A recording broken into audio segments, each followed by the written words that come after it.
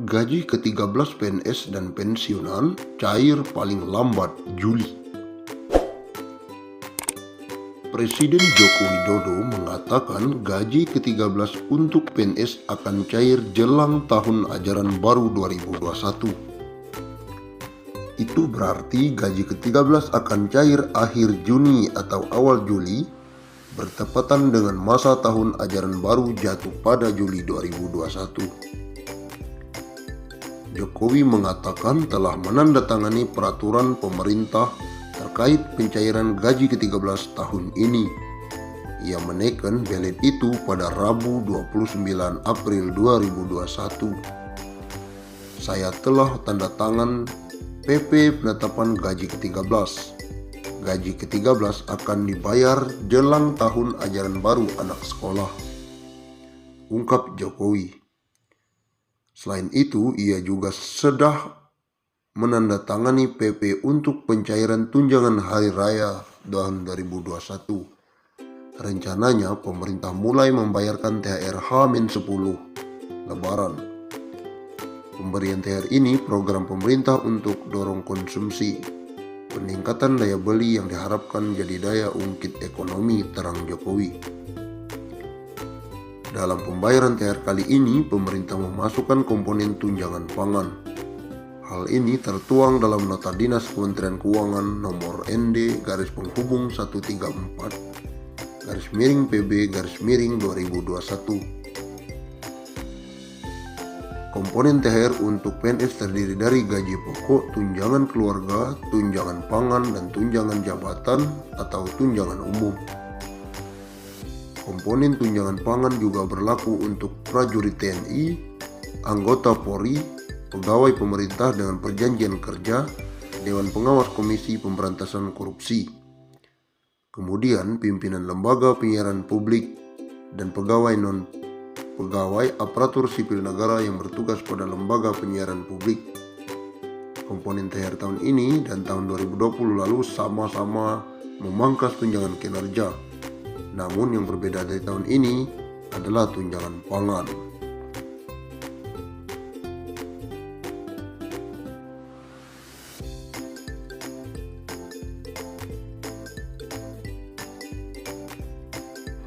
Menteri Keuangan atau Menkyu Sri Mulyani Indrawati memastikan tunjangan hari raya bagi pegawai negeri sipil TNI Polri akan mulai dibagikan pada H-10 hingga H-5 Lebaran tahun 2021. Untuk pencairan THR PNS 2021 dan para abdi negara lainnya tersebut, negara mengalokasikan dana sebesar 30,6 triliun yang terdiri atas THR PNS instansi pusat dan PNS di pemerintah daerah. Dia mengatakan dana THR PNS 2021 sebesar 30,6 triliun tersebut akan dibelanjakan untuk pusat dengan jumlah 15,8 triliun dan 14,8 triliun untuk daerah. THR PNS 2021 terdiri atas gaji pokok, tunjangan keluarga, tunjangan pangan dalam bentuk uang, dan tunjangan jabatan atau tunjangan umum sesuai jabatan. Sementara THR dan gaji ke-13 bagi calon PNS terdiri atas 80% gaji pokok, tunjangan keluarga, tunjangan pangan dalam bentuk uang saku, dan tunjangan umum. Komponen THR yang diterima pensiun masih sama, tetapi bedanya gaji pokok diganti dengan pensiunan pokok.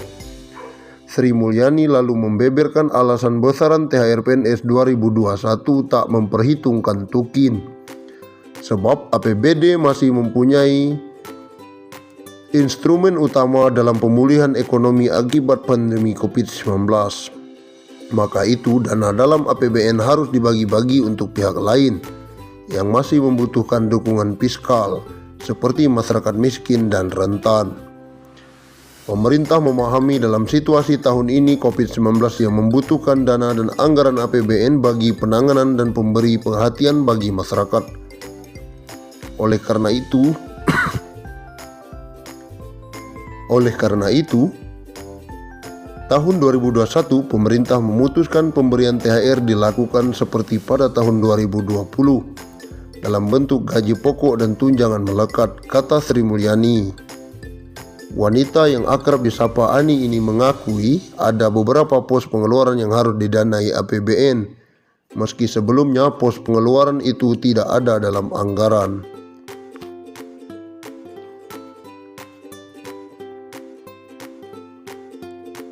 Misalnya saja untuk kartu prakerja, sebelumnya pemerintah hanya menganggarkan dana untuk kartu prakerja 10 triliun. Namun anggaran ditambah menjadi 20 triliun. Bendahara negara ini juga menganggarkan bantuan atau subsidi kuota internet untuk pelajar dan pengajar. Lalu bantuan langsung tunai seperti bantuan produktif usaha mikro dan imbal jasa penjaminan UMKM. Oleh karena itu, memang beberapa pos dilakukan refocusing.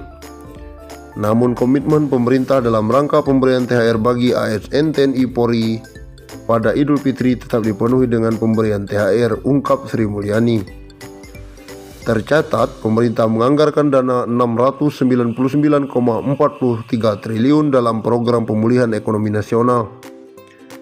Di dalamnya terdapat anggaran dalam bentuk perlindungan sosial 150,3 triliun yang disalurkan untuk PKH 28,7 triliun, bantuan sembako 45,1 triliun, BST 12 triliun dan dana desa 14,4 triliun.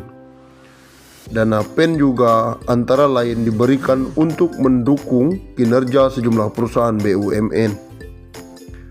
Sementara alokasi pembayaran THR untuk ASN di lingkungan kerja atau lembaga dan TNI Polri 7 triliun, ASN daerah dan PPK 14,8 triliun, serta pensiunan 9 triliun. Kebijakan ini diharapkan akan menjadi salah satu faktor pendorong konsumsi masyarakat, sehingga dapat membantu akselerasi pemulihan ekonomi, ungkas Sri Mulyani. Baru-baru ini muncul sebuah petisi terkait kekecewaan para pegawai negeri sipil soal besaran tunjangan hari raya atau THR PNS tahun 2021. Musababnya pemerintah memangkas besaran THR PNS pada tahun ini cukup besar, di mana komponen THR PNS 2021 hanya berupa gaji pokok dan tidak menyertakan tunjangan kinerja. Dilihat dari petisi tersebut, THR dan gaji 13 ASN lebih kecil dari UMR Jakarta. Petisi itu sejak 1 hari lalu kini sudah mendapatkan dukungan sebanyak 11.788 orang. Menteri Keuangan Sri Mulyani Indrawati telah memberikan statement bahwa THR dan gaji ke-13 ASN tahun 2021 hanya